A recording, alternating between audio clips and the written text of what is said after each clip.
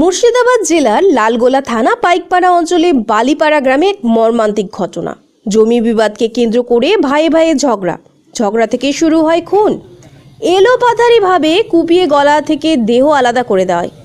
মৃত ওই ব্যক্তির নাম মোস্তাক শেখ। মোস্তাক সাহেব সকালবেলা বাজার করতে গিয়েছিল এবং বাজার থেকে ফেরার পথে এই ঘটনাটি ঘটে বলে জানা যায়। ঘটনাটি ঘটেছে বাড়ি থেকে কয়েকশো মিটার দূরে।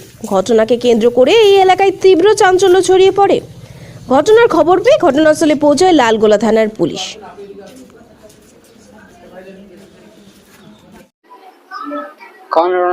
বাবা বড় একটু বাইক নিয়ে আসছিল লালগোলা থেকে, রাস্তায় দাঁড়িয়ে ছিল আমার কাকাটা।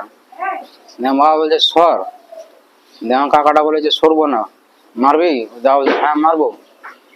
মারবো বলে আমার বাড়ি এসছে লাঠি নিতে। বাবা খুঁজছে, নাই ও পালিয়ে গেছে।